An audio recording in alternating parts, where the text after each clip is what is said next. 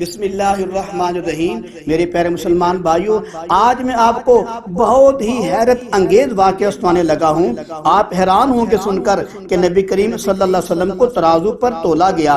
جب ان کو ترازو پر تولا گیا، ان کا کتنا وزن نکلا، پھر کیا معاملہ بنا، اب میں آپ کو پورا واقعہ سناتا ہوں۔ ایک مرتبہ ضرور سماعت فرمائیں، انشاءاللہ العزیز آپ کے دل کو سکون بھی ملے گا اور آپ کا ایمان بھی تازہ ہوگا۔ توجہ فرمائیں۔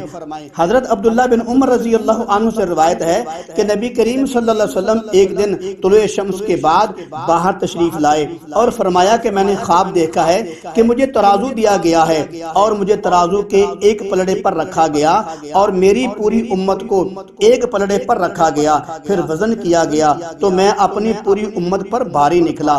پھر ابو بکر صدیق رضی اللہ عنہ کو لایا گیا، پھر ان کو ترازو کے ایک پلڑے پر رکھا گیا، دوسرے پلڑے پر پوری امت کو رکھا گیا، پھر وزن کیا گیا تو ابو بکر رضی اللہ تعالی عنہ پوری امت کے برابر رہے۔ پھر عمر رضی اللہ عنہ کو لایا گیا، ان کو بھی ترازو کے ایک پلڑے پر رکھا گیا، دوسرے پلڑے پر پوری امت کو رکھا گیا، پھر وزن کیا گیا تو عمر رضی اللہ عنہ پوری امت کے برابر رہے۔